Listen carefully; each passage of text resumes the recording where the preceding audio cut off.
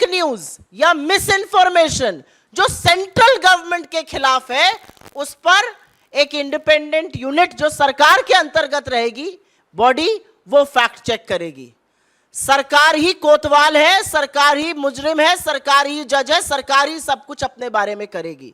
तो अगर आप कोई सवाल सरकार से उठाते हैं जो कि असहज है, तो अब ट्विटर, फेसबुक, यूट्यूब, व्हाट्सएप, तमाम ऐसे प्लेटफॉर्म्स को सरकार ने अपने आप को एक एकाधिकार दे दिया, एक छत्र राज दे दिया है कि वो उनसे कहकर उस न्यूज को हटा सकते हैं। लेकिन ज्यादा कुछ कहने से पहले सरकार के ट्रैक रिकॉर्ड की बात कर लेते हैं। आपको याद होगा 2019 में चुनाव के जस्ट पहले आप ही के एक साथी ने बहुत बड़ी एक स्टोरी लगाई थी कि हिंदुस्तान में बेरोजगारी 35 साल में सबसे ऊपर है। सरकार की फैक्ट चेक यूनिट ने उसको फेक न्यूज बताया था। और 31 मई को जब मोदी जी शपथ ले रहे थे तो एनएसएसओ ने वो डेटा जारी किया और 45 साल में सबसे ऊपर बेरोजगारी थी। तो जिसको आप चुनाव के पहले फेक न्यूज बता रहे थे और उस डेटा को आपने एनएसएसओ को निकालने नहीं दिया, वो 3 महीने बाद डेटा भी सही था, खबर भी सही थी, सरकार को बचाने का काम खुद सरकार ने किया था फेक न्यूज कहकर। रिपोर्टर्स कलेक्टिव ने एक स्टोरी करी मार्च में 2022 में, और उन्होंने कहा कि आधार जो है वो मिड डे मील स्कीम्स के लिए, जो पोषण की स्कीम्स होती हैं बच्चों के लिए, वो मैंडेटरी कर दिया जाएगा।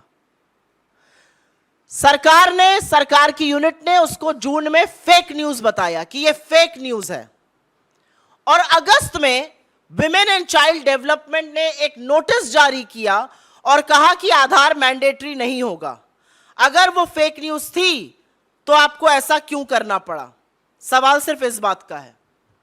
अगर वो फेक न्यूज थी तो आपको नोटिफिकेशन क्यों जारी करना पड़ा? तीसरी स्टोरी मैं बताती हूं। गलवान में हमारे 20 जांबाजों की शहादत होती है। आप में से बहुत लोगों ने सोर्सेस के माध्यम से पुष्टि कराई, आपने स्टोरी चलाई कि 20 जांबाजों की शहादत हुई है, झड़प हुई है गलवान वैली में, और उस खबर को आप इस देश के सामने लाए। इस सरकार ने उसको डिनाई किया, इसको फेक न्यूज कहा गया तब तक जब तक बॉडीज वापस घर नहीं आने लगी, और फिर डिफेंस मिनिस्ट्री को अपनी वेबसाइट पर इसकी पुष्टि करनी पड़ी। तो हर जो चीज असहज रहेगी उसको आप पहले डिनाई करके फेक न्यूज कर दीजिएगा और उसके बाद उसी पर एक्शन लिया जाएगा।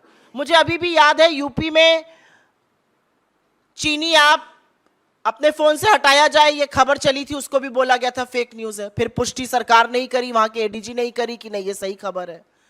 राहुल गांधी जी ने रेलवे की निजीकरण की बात करी थी भारत जोड़ो यात्रा के दौरान, उसको भी फेक न्यूज कहा गया था। बाद में सबने देखा क्या हुआ।